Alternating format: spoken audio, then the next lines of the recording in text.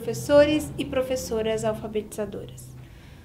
Meu nome é Sandra Pugliese e também fui durante muito tempo uma professora alfabetizadora. Hoje eu faço pesquisa na área da linguagem escrita e muitos dos conhecimentos que eu adquiri na universidade nos últimos anos me fizeram repensar a minha prática pedagógica.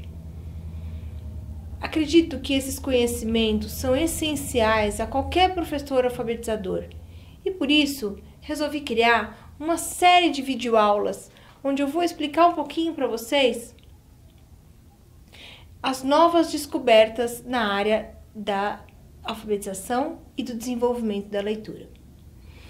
Essas novas descobertas, elas estão apoiadas numa nova ciência chamada ciência da leitura. Essa ciência nasceu por volta de uns 40 anos, com base na psicologia cognitiva. Ela procura entender os processos cognitivos envolvidos na mente do indivíduo que está aprendendo a ler ou desenvolvendo a leitura.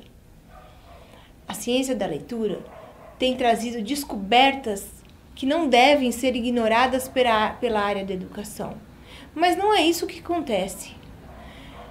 A área da educação desconhece muito do conhecimento que tem sido produzido pela ciência da leitura.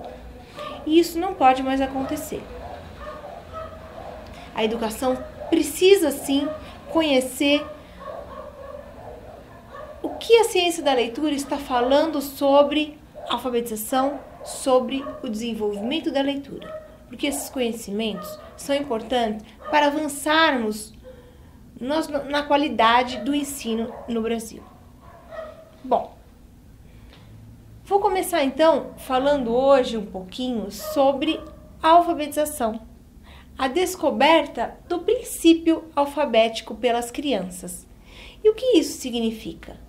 Significa que as crianças precisam descobrir, desde cedo, as regras que combinam letras e sons, porque é essa descoberta que vai fazer com que ela avance no seu aprendizado. Bom, é fácil provar para vocês como é importante a gente conhecer o princípio alfabético, ou seja, as regras que regem um sistema alfabético.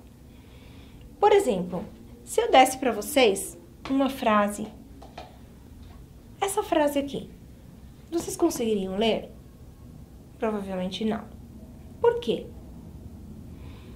Porque existe aqui uma regra, um segredo que eu não contei para vocês. E eu acredito que quando eu contar, vocês vão conseguir ler essa frase assim como outras. O segredo dessa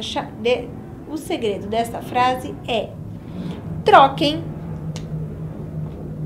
a letra que está na frase pela que a antecede no alfabeto. Então, não vamos fazer essa porque essa é muito grande. Vamos com essa aqui, que é um pouquinho menor. Olha lá. Vamos trocar aqui o C, que antecede o B. O P, a letra que antecede O. O N, a letra que antecede M. Bom,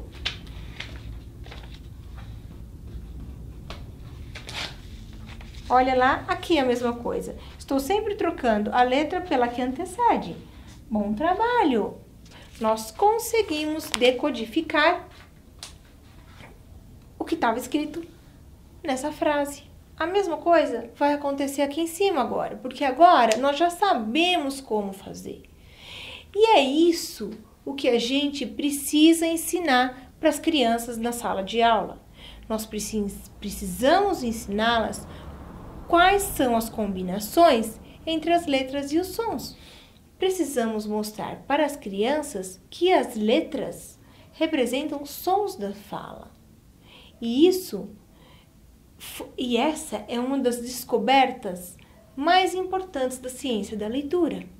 Muitas pesquisas apoiam essa ideia. Então, sem isso, em sala de aula, é impossível a gente aprender a ler e escrever. Vou dar um exemplo para vocês. Imaginem um professor A que ensina os seus alunos, um professor A de japonês, tá? Que ensina seus alunos através de letras, sons, fonemas, e ele explica para os alunos quais são as regras de combinação entre essas letras, e ensina a escrever palavras, ensina a escrever frases, vai ensinando do pequeno para o grande. Agora imaginem um outro professor B, também japonês, que chega na sala de aula e logo te dá um texto muito grande e pede para que você tente ler, ajustando o que você fala ao que você está vendo. Como que você vai poder compreender quais são, o que é uma palavra, o que são sílabas, se ninguém te ensinou? Então, qual aluno aprenderia provavelmente mais rápido? E melhor, o aluno A. As pesquisas mostram isso. As pesquisas mostram que os alunos que são submetidos a métodos de ensino, que vai do som, da letra para a palavra, são alunos que aprendem numa velocidade muito maior do que aqueles que são submetidos ao ensino com um método que vai do texto para a palavra. Por quê? Nós aprendemos do simples para o complexo. E, na verdade, todas as aprendizagens são assim. Quando a gente aprende a dirigir um carro, você não pega um carro e sai na marginal. Você pega o carro e vê como é que engata a primeira marcha, a segunda, dá uma volta no quarteirão, vai devagar. Porque todas as aprendizagens são assim, do simples para o complexo. Por que com a leitura seria diferente? Não é. Isso é muito importante na alfabetização. E é importante termos em mente também que pensar dessa maneira não é um retrocesso. Algumas pessoas vão falar, puxa vida, isso é um retrocesso na educação. Como pode as pessoas pensarem isso? Não é um retrocesso. Isso é um passo para o futuro. A gente precisa sim começar a enxergar a educação numa perspectiva das ciências, pautado em pesquisa, não mais no que a gente acha que dá certo ou não. Uma discussão sobre métodos de ensino eu farei numa próxima videoaula, porque não cabe agora conversar sobre isso, mas também é muito importante. Agora, a ideia que eu queria passar para vocês é essa: como se dá a descoberta do princípio alfabético pela criança.